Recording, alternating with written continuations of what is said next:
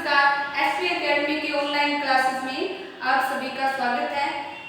इस वीडियो में अपने आज क्लास 12 बायोलॉजी में लेसन नंबर 9 जिसका अपने पार्ट 3 पढ़ेंगे। तो लास्ट वीडियो में अपने जो एंजाइम थे उनके विशेष गुण कौन कौन से थे उसके बारे में पढ़ा था।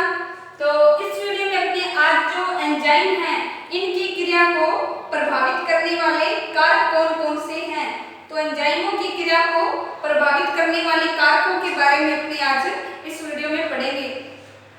तो सबसे पहले तो एंजाइमों की क्रिया को प्रभावित करने वाले कारक कौन कौन से हैं।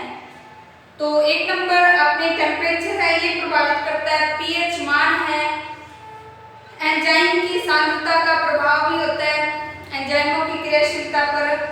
जो अंतिम उत्पाद बनता है उसकी सांद्रता का भी प्रभाव होता है। कुछ एंजाइम निरोधक या विष होते हैं, ये भी एंजाइमों की क्रिया को प्रभावित करते हैं।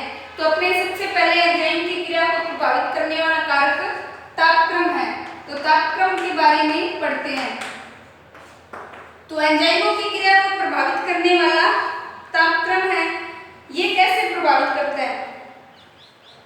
एंजाइम की क्रिया के लिए अनुकूलतम तापक्रम एंजाइम की क्रिया के लिए अनुकूलतम तापक्रम कितना होता है। अनुकूलतम तापक्रम कितना 25 से 30 डिग्री सेल्सियस तक होता है। अनुकूलतम तापक्रम 25 से 30 डिग्री सेल्सियस तक होता है। यदि तापक्रम बढ़ाते हैं तो एंजाइमों की क्रियाशीलता भी क्या बहुत तेज गति से बढ़ जाती है। एंजाइमों की क्रियाशीलता की दर भी, तो एंजाइमों की क्रियाशीलता की दर भी बढ़ जाती है। क्रियाशीलता की दर भी बढ़ जाती है।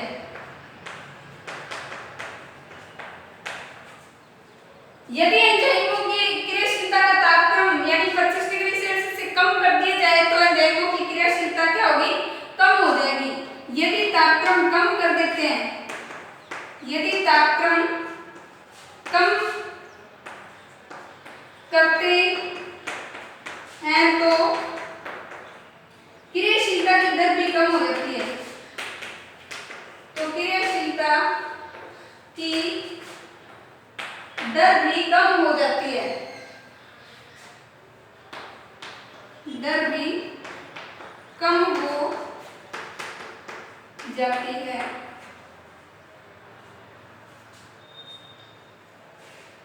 अब इसके बाद में है पीएच मान।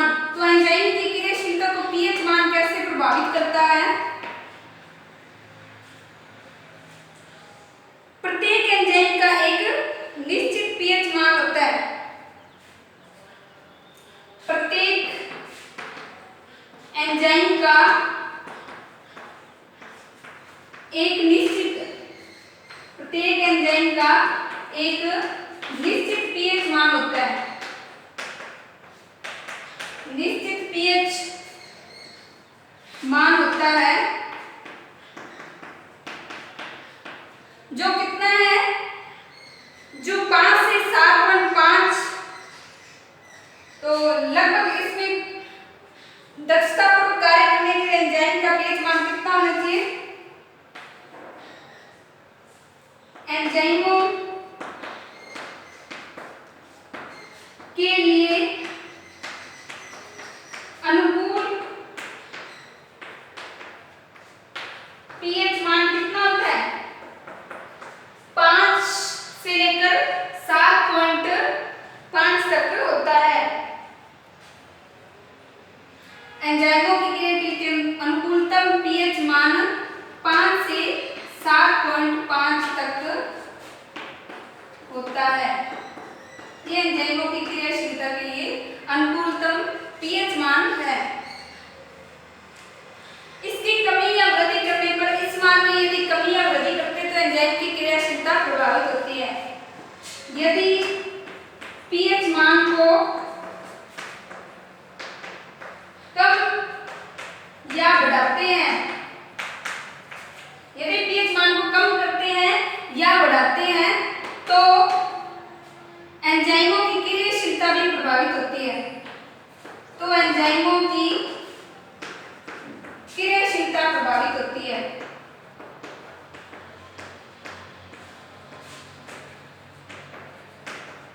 तो एंजाइमों की क्रियाशीलता प्रभावित होती है। ये पीएच मान इस तरह से प्रभावित करता है। फिर एंजाइम की सांद्रता का प्रभाव, तीसरा कारक कौन सा लिखना है? एंजाइम की सांद्रता का प्रभाव।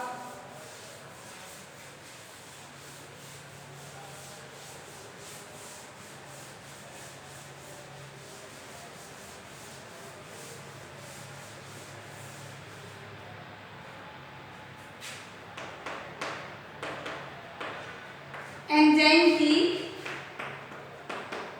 सांद्रता का प्रभाव। तो एंजाइम की सांद्रता का प्रभाव कैसे क्रियाशीलता को प्रभावित करता है? एंजाइम की किसी विक्रिया की दर को उत्प्रेरण द्वारा बढ़ाते हैं। एंजाइम की क्रियाशीलता की दर को, क्रियाशीलता की दर को उत्प्रेरण द्वारा, उत्प्रेरण विक्रिया मतलब उत्प्रेरक के रूप में जो क्रियाशीलता को बढ़ाया जाता है, द्वारा बढ़ाते हैं।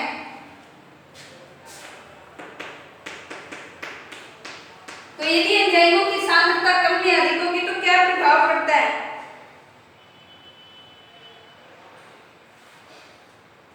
एंजाइम की सांद्रता बढ़ाने पर अभिक्रिया की दर भी बढ़ जाती है।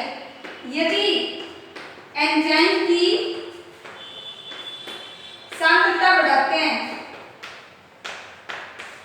यानी एंजाइमों की सांद्रता बढ़ाते हैं तो अभिक्रियाशीलता भी बढ़ेगी, और यदि एंजाइमों की सांद्रता को कम करते हैं तो एंजाइम की क्रियाशीलता भी कम होगी। एंजाइम की सांद्रता बढ़ाने पर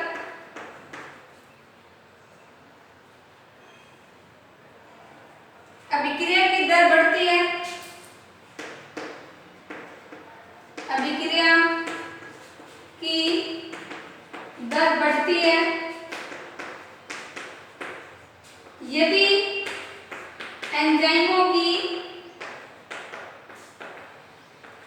सांद्रता कम करते हैं, यदि एंजाइमों की सांद्रता कम करते हैं तो अभिक्रिया की दर भी क्या होती है? कम हो जाती है। तो अभिक्रिया की दर कम हो जाती है। तो अभिक्रिया की दर क्या होती है? कम हो जाती है। फिर है अंतिम उत्पाद की सांद्रता। अगला गुण क्या है? अंतिम उत्पाद की सांद्रता। ये 3 नंबर था। 4 नंबर कारक कौन सा प्रभावित करता है? अंतिम उत्पाद की सांद्रता। अंतिम उत्पाद की सांद्रता। तो अंतिम उत्पाद की सांद्रता कैसे प्रभावित करती है? यदि उत्पाद की सांद्रता में वृद्धि कर दी जाती है तो एंजाइम में उसकी क्रिया में मंदता आ जाती है। यदि अंतिम उत्पाद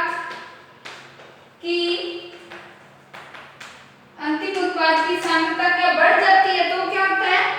जो क्रियाशीलता है वो कम हो जाती है। यदि अंतिम उत्पाद की सांद्रता बढ़ाते हैं तो एंजाइम उत्प्रेरण, जो एंजाइम है ये उत्प्रेरण क्रिया में क्या हो जाता है, कमी कर देता है। तो एंजाइम उत्प्रेरित क्रिया में कमी आ जाती है, क्रिया में कमी होती है। और यदि सांद्रता को, इसके विपरीत क्या होगा, सांद्रता को कम कर दिया जाए तो एंजाइम उत्प्रेरित करने की क्रिया में क्या हो जाएगी, वृद्धि हो जाएगी। यानी एक दूसरे का ये अपोजिट लिखना है। उत्पाद की सांद्रता अधिक होगी तो एंजाइम की क्रिया कम होगी, यदि उत्पाद की सांद्रता कम करते हैं तो एंजाइम की क्रिया बढ़ जाती है। ये है एंजाइम की क्रिया को प्रभावित करने वाले प्रमुख कारक। इसके बाद में आगे है एंजाइम निरोधक या विष। ये कैसे एंजाइमों की क्रियाशीलता को प्रभावित करते हैं। एंजाइम निरोधक या विष जो एंजाइमों की क्रियाशीलता को कम कर देते हैं वो होते हैं एंजाइम निरोधक। वे रासायनिक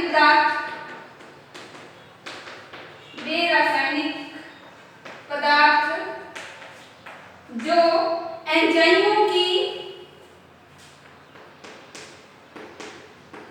वे रासायनिक पदार्थ जो एंजाइमों की क्रियाशीलता को कम कर देते हैं या रोक देते हैं,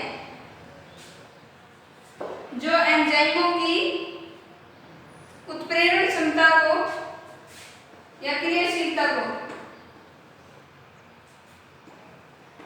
कम कर देते हैं,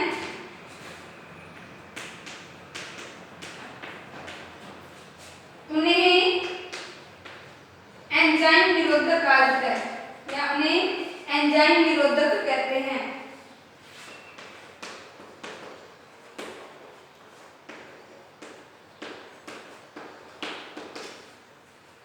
तो ये है 5 इसके प्रमुख गुण।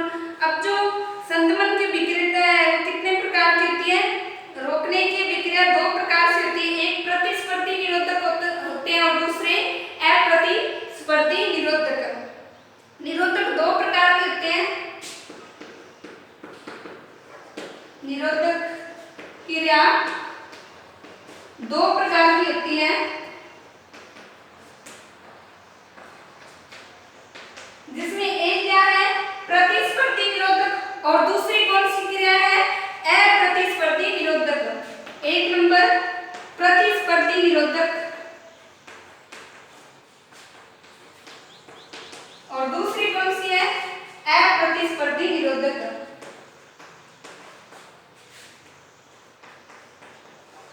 अप्रतिस्पर्धी निरोधक, ये 2 हैं निरोधकों के प्रकार।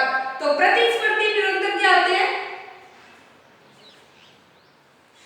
कुछ पदार्थों की आणविक संरचना वो क्रिया दरों के समान होती है। प्रतिस्पर्धी निरोधक में क्या लिखना है, कुछ जो आणविक एंजाइम्स होते हैं उनकी क्या संरचना होती है, वो क्रिया दरों के समान होती है।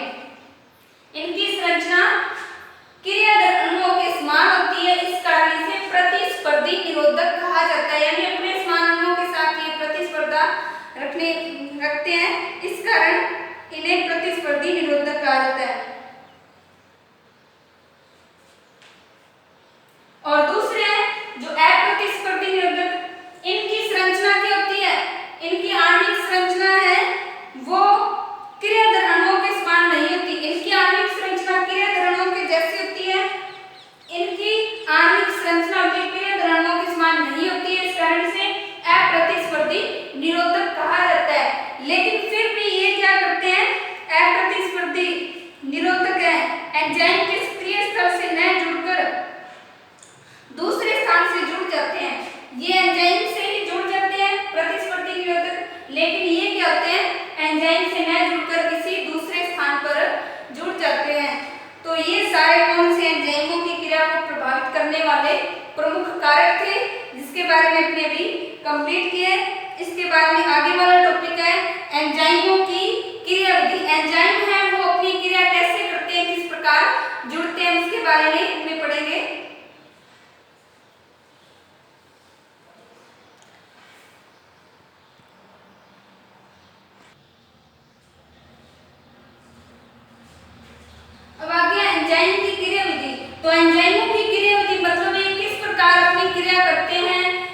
प्रकार संकुल का निर्माण करते हैं उसके बारे में इसमें अपने पढ़ेंगे। तो एंजाइमों की क्रिया प्रणाली को निम्न प्रकार समझा जा सकता है, यहाँ नोट करेंगे। एंजाइमों की क्रिया को निम्न प्रकार समझा जा सकता है, निम्न प्रकार समझा जा सकता है।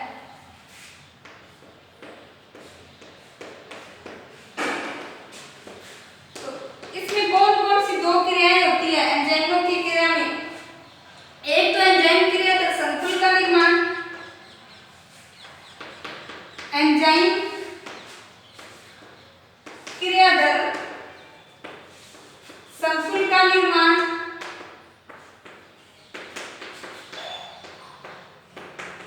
और दूसरी कौन सी होगी क्रिया? क्रिया दर संकुल बनेगा तो एंजाइम की सक्रियण ऊर्जा में कमी, सक्रियण ऊर्जा में कमी। ये दो क्रियाएं होती है जिसके आधार पर एंजाइमों की क्रिया विधि को अपने समझ सकते हैं। अब एंजाइम क्रिया दर संकुल का निर्माण कैसे होता है? फर्स्ट नंबर, एंजाइम क्रिया दर संकुल का निर्माण। इसके लिए वैज्ञानिकों ने कुछ प्रमुख सिद्धांत दिए। जो एंजाइम क्रिया दर संकुल बनता है इसके लिए अलग अलग सिद्धांत दिए गए, जिसमें कि तालाकुंजी का सिद्धांत है, प्रेरित आसंजन का सिद्धांत है। ये दो सिद्धांत दिए गए थे वैज्ञानिकों ने क्रिया दर संकुल बनने के लिए। तो इसमें क्या होता है? सभी एंजाइम होते हैं सबसे पहले किससे मिलते हैं? सबस्ट्रेट यानी क्रिया दर से मिलकर अस्थायी यौगिक का निर्माण करते हैं। इसमें क्या एंजाइम को अपने किससे लिखेंगे? ई से। एंजाइम है सबसे पहले क्रियाधर सबस्ट्रेट को बोलते हैं। क्रियाधर को क्या बोलेंगे? सबस्ट्रेट यानी एस। सबस्ट्रेट को अपने एस से लिख सकते हैं। सबसे पहले एंजाइम किससे? क्रियाधर से जुड़कर अस्थायी यौगिक का निर्माण करते हैं, मिलकर अस्थायी यौगिक का निर्माण करते हैं, अस्थायी यौगिक का निर्माण करते हैं।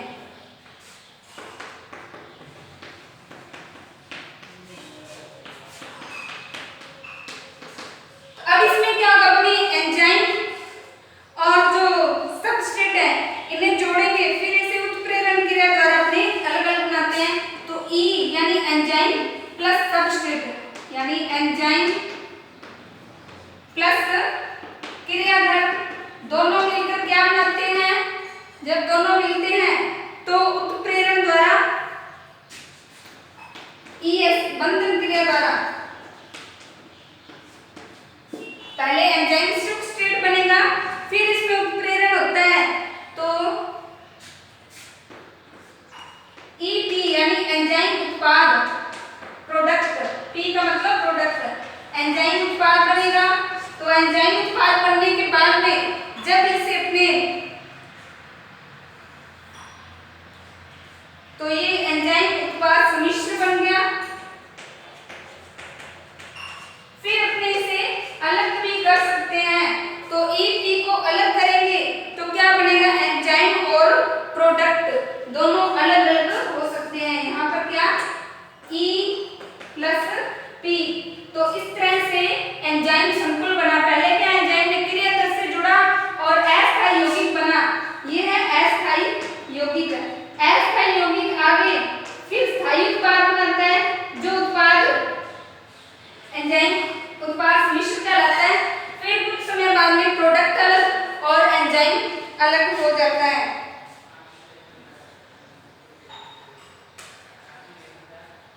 तो इसी अपने नेक्स्ट वीडियो में जो प्रमुख सिद्धांत है तालाकुंजी सिद्धांत, उसके आधार पर अपने पढ़ेंगे कि किस प्रकार इसमें एंजाइम है और जो सबस्ट्रेट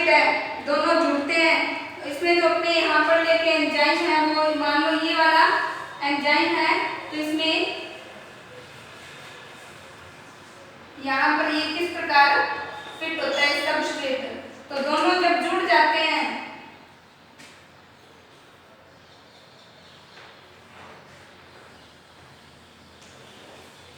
तो इस तरह से एंजाइम सबस्ट्रेट बन जाता है। ये ES है, एंजाइम और सबस्ट्रेट। बाद में इसे क्या पृथक कर दिया जाता है जिससे एंजाइम और प्रोडक्ट अलग अलग हो जाते हैं। बाद में क्या वापस ये